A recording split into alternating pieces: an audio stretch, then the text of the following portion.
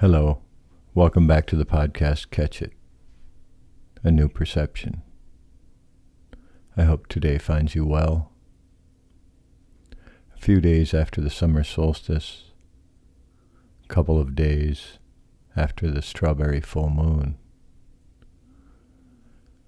we have summer upon us, a new season. How do you see a new season? How do you see yourself? How are you interacting with people? How is your life different than what it was? How is your life the same? Do you want everything to stay the same as it is right now? Does it feel as good as it can feel?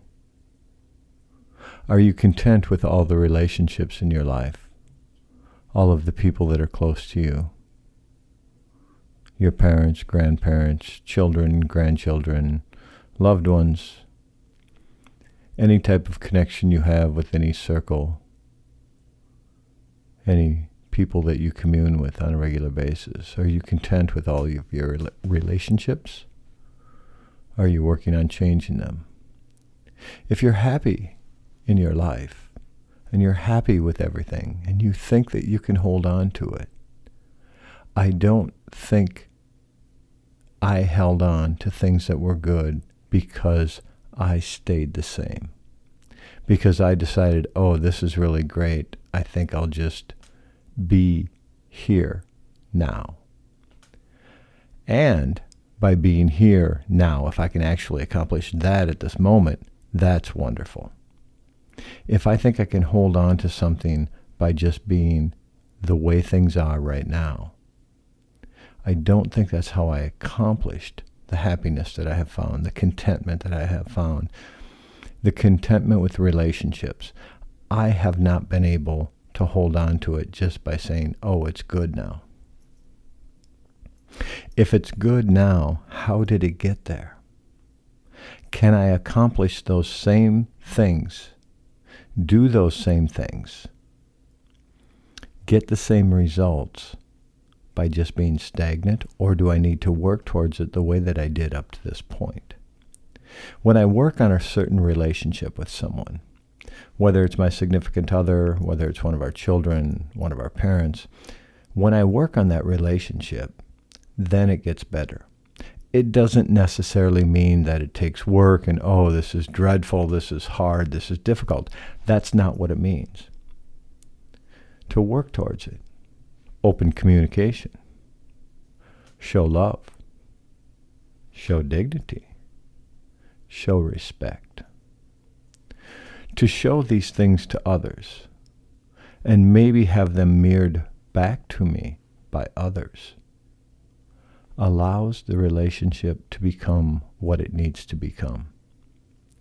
Now, in this new season, this new year, however it is that you see the summer as it comes upon us, it's time to examine things for what they are. Let go of what we do not need. Let go of in the sense of not needing to hold on to it. Let the energy of it go. Let the idea of it go. Grab on to what's good. Find out, how did I get this in my life? And what did I do to get this, whatever this is? This comfortability in the relationship, a good relationship, an honest, a loyal relationship. What did I do to obtain it? That is what I will do to hold on to it. Moving forward from this point, I want to be able to improve relationships. So in other words, I need communication to be good. To be able to listen. In communicating well, it means I need to listen. I remember an elder coming into a sacred circle,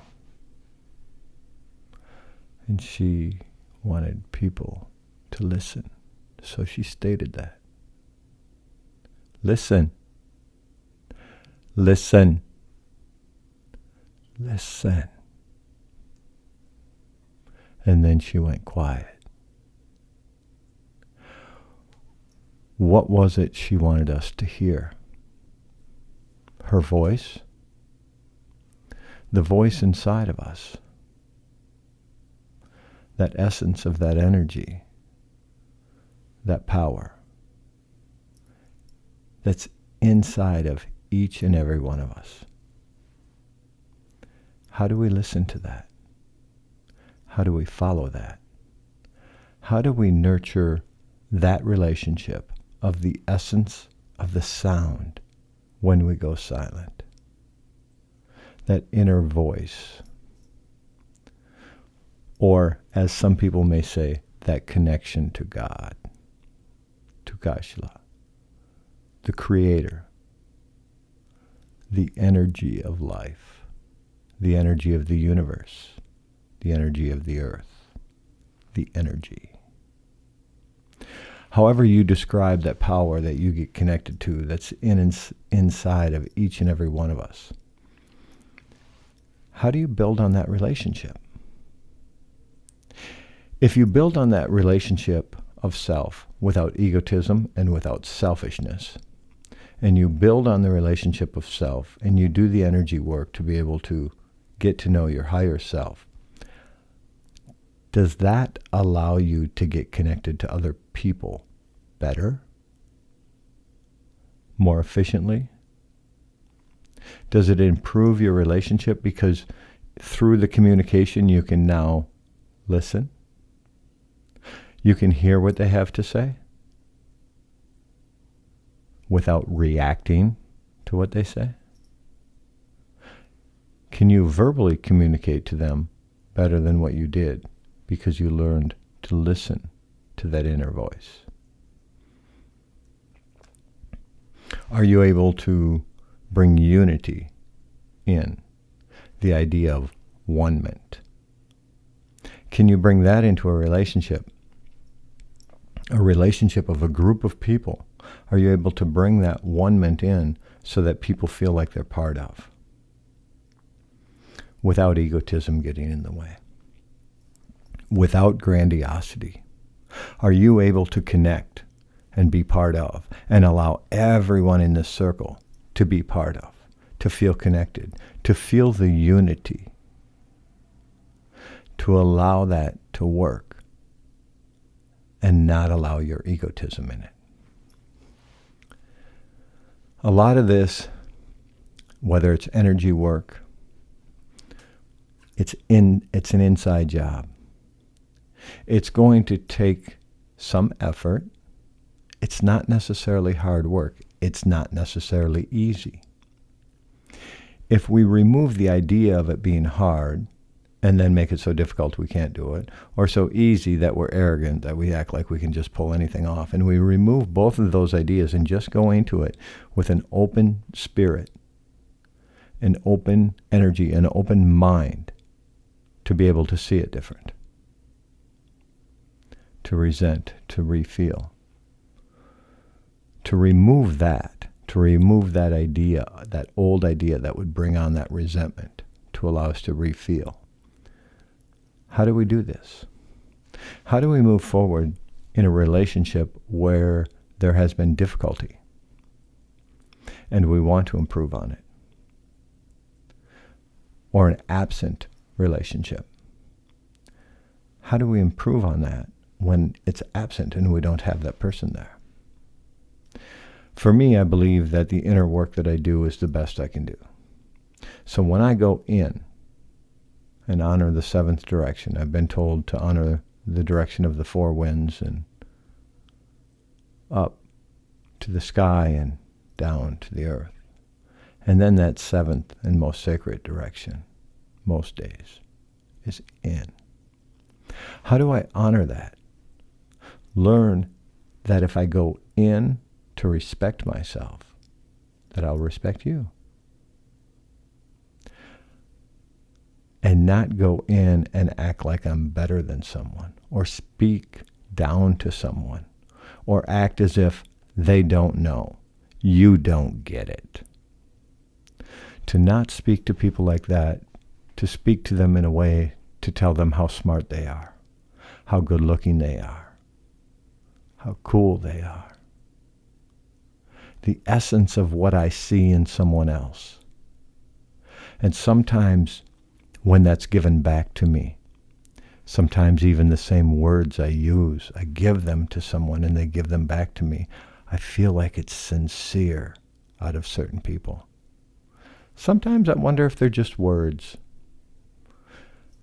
I've spoken to that in a different episode of this podcast, how I felt like somebody just gave it back to me and it was just words.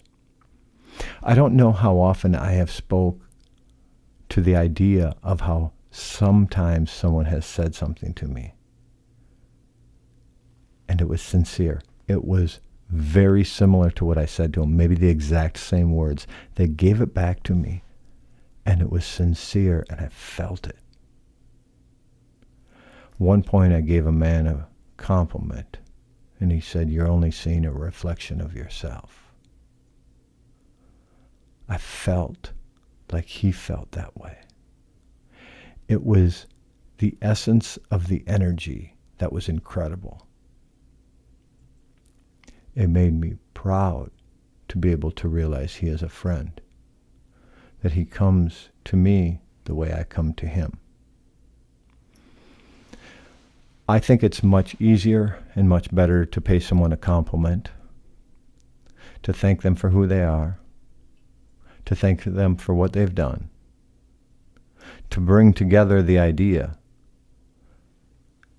that they're a good human being.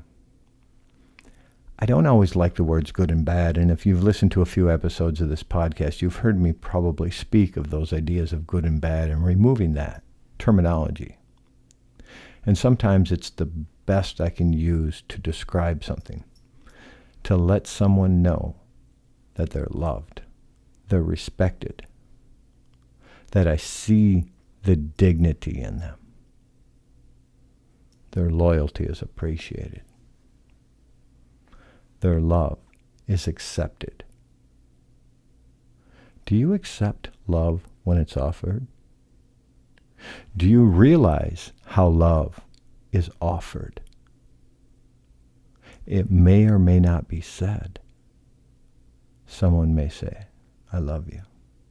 Someone may say, "We love you so much." And you know it's sincere, that it comes from both of them. How do you receive that? When you receive that with love, they can accept it with love. How do you move into this new season? How do you see things different? How do you feel different? Do you feel the same as you have for a period of time because your trajectory is getting to know your higher self and you've begun that journey? Or do you realize that everything's changing all the time? That nothing will ever be the same?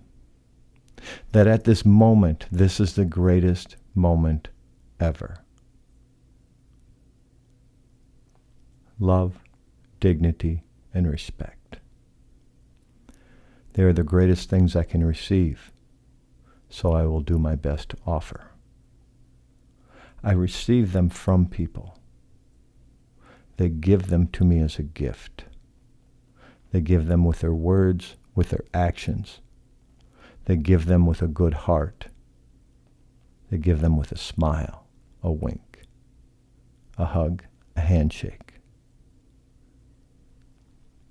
And today is a good day. Today is a better day. And today I look forward to tomorrow. Looking forward to next time. Live in harmony with and use the bounty of the land to bring kindness to the world.